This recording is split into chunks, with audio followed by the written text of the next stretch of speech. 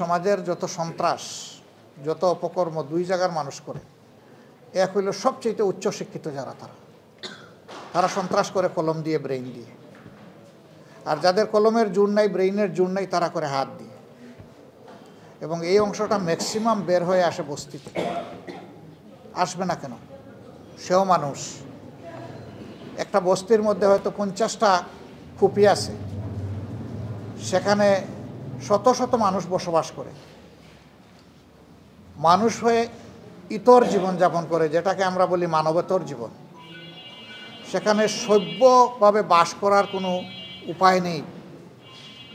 এই ছেলেটা শিক্ষার আলো থেকে বঞ্চিত, তার স্বাস্থ্যসেবা থেকে বঞ্চিত, তার মানবিক বিকাশ থেকে বঞ্চিত।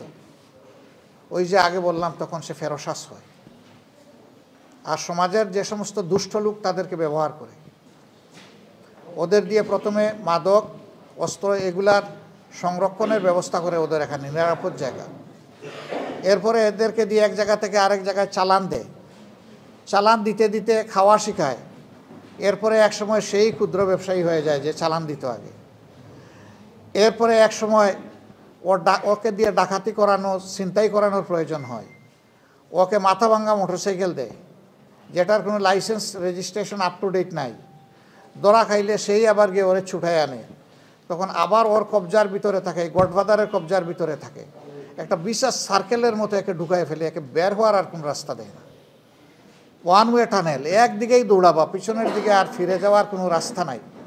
তো দৌড়িতে দৌড়িতে সেও গিয়ে পড়ে খাদে, আর যে তার পিছনে গডফাদার ওরেও টানে খাদে। এভাবে আমাদের সমাজ ধ্বংস হয়। আমরা এখন দেখি যে দুই শ্রেণীর মানুষ এই সমস্ত মদ মাদকতায় লিপ্ত, একদম হাইয়ার ক্লাস আর একদম নিচের জায়গা। এর জন্য আমরা সমাজ দায়ী, রাষ্ট্র দায়ী, রাজনীতিবিদরা দায়ী, আমাদের দেশের কলুষিত রাজনীতি দায়ী। রাজনীতি যারা করবে তাদের রাজকীয় মন থাকবে, তাদের মনে সমস্ত মানুষকে ধারণ করতে হবে, তাদের মধ্যে হিংসা, প্রতিহিংসা এবং লোভ থাকবে না। কিন্তু আমরা তো এর ঊর্ধ্বে উঠতে পারলাম না।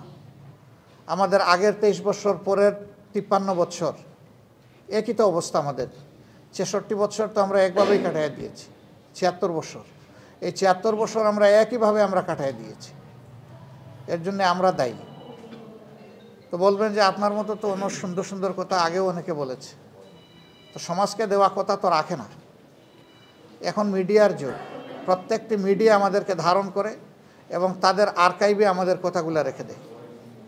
যখনই আমাদের কোনো বিচ্যুতি ঘটবে, মিডিয়া তখন আস্তে করে ছেড়ে দিয়ে বলে, আপনি না বলেছিলেন। তখন একটা চাবুক মারে আমাদের উপরে। যাদের লাজ লজ্জা আছে, এই চাবুক খেয়ে তারা সোজা হয়ে যায়, সংশোধন হয়। আর যাদের লজ্জা নাই, তারা আরও বেপরোয়া হয়।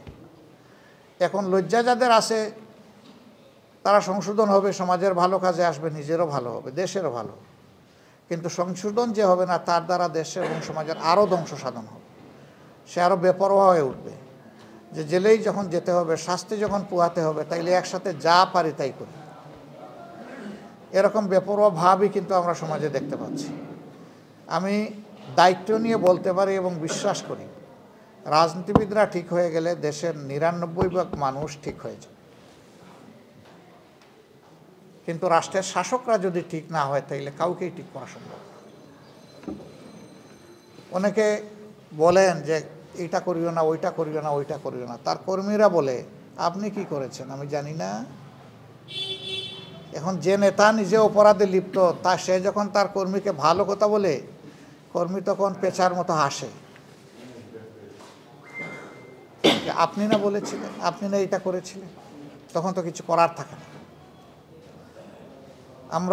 আমি বিশ্বাস করি, যারা নির্দিষ্ট ধর্মে বিশ্বাস করে তারা কখনো বেপরোয়া হতে পারে না। তারা সবাই বিশ্বাস করে, জীবন আমার শেষ নয়, আরেকটা জীবন আমার জন্য অপেক্ষমান। সেই জীবনে গিয়ে আমাকে ফাইনাল ডে অফ জাজমেন্টে আমাকে দাঁড়াতে হবে। আমার অ্যাকাউন্টেবিলিটি হিসাব ওখানে মিলিয়ে দিতে হবে। যিনি মিলিয়ে দিতে পারবেন তিনি সাকসিডেড হবেন, যিনি মিলিয়ে দিতে পারবেন না তিনি কট হয়ে যাবেন। এবং কট যিনি হবেন, সব ধর্মই বলে যে তার জায়গা কোথায় হবে, একদম ঠিকানা বলে দেয়। আপনারা যারা ধর্মকর্ম করেন, আমি বিশ্বাস করি আপনারা নিজের কল্যাণ কামনা করেন, মানব জাতির কল্যাণ কামনা করেন। যে দেশে জন্ম নিয়েছেন সেই দেশের কল্যাণ কামনা করেন। দেশ আমাদের সকলের, এই দেশের প্রতি ইঞ্চি জায়গার উপরে আমাদের সকলের হক আছে। এই জন্য ঢাকার মানুষকে পঞ্চগড়ে জমি কিনতে পারে, তার হক আছে বলেই পারে, নাইলে সে পারে না। এখন শুধু সম্পদের মালিক হওয়াই আমার দায়িত্ব নয়, বরঞ্চ এই সম্পদকে রক্ষা করা আমার দায়িত্ব। মালিকানা যার যার সামর্থ্য অনুযায়ী, কিন্তু রক্ষা করার দায়িত্ব সকলের সমান। কারণ দেশ বাঁচলে আপনি বাঁচবেন, আমিও বাঁচব। দেশ যদি কোনো হুমকির মুখে পড়ে, আপনিও পড়বেন, আমিও পড়ব।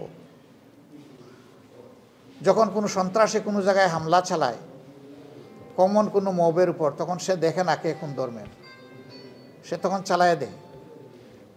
আল্লাহর পক্ষ থেকে মানুষের জন্য যখন শাস্তি আসে, তখন বেছে বেছে শুধু ভালো তাদেরকে আল্লাহ এসকেপ করেন না। কেন করেন না? ওদের সামনে অপকর্ম হয়েছে, ওরা কিন্তু প্রতিবাদ করে না। এই জন্য সকলেই শাস্তির উপযুক্ত হয়ে যায়। অন্যায়কারী এবং অন্যায়ের প্রতিবাদ নাকারী দুই যে করে না, ইকুয়াল স্ট্যাটাস, সমান, কোনো বেশকম নাই।